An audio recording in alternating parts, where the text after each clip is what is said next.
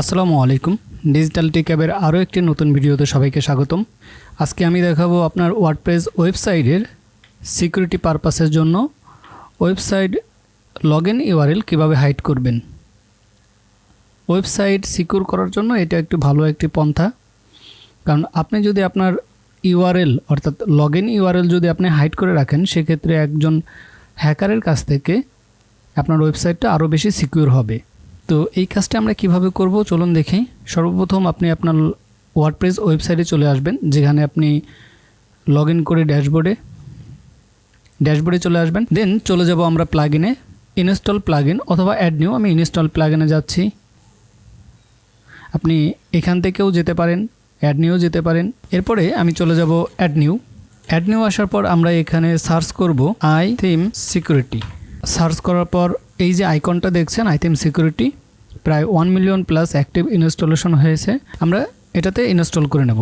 Install হয়ে যাওয়ার পর আমরা এটা অ্যাক্টিভ করে নেব। অ্যাক্টিভ করার পর আমরা দেখব ঠিক আমাদের বাম পাশের ড্যাশবোর্ডের এখানে সিকিউরিটি অপশন নামে একটি অ্যাড হয়ে গিয়েছে। তো আমরা এটাতে ক্লিক করব সিকিউরিটিতে। তো আমরা যখন সিকিউরিটিতে চলে আসবো, আমরা তখন ঠিক এই ধরনের একটি ইন্টারফেস পাবো।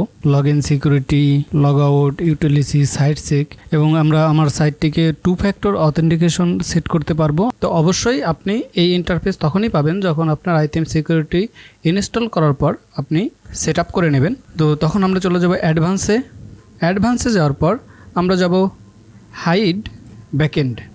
আমরা এটা টিক চিহ্ন দেবো এবং এখানে আমার লেখা আছে WP লগইন। আমি টেস্ট পারপাস একটি দিয়ে দিচ্ছি, টেস্ট। পরবর্তীতে আপনি চেঞ্জও করতে পারবেন অ্যান্ড সেভ দিয়ে দিচ্ছি। তো আমি টেস্ট পারপাস এখানে টেস্ট লিখে দিচ্ছি। আপনি আপনার সুবিধা মতো একটি নাম দিয়ে নেবেন।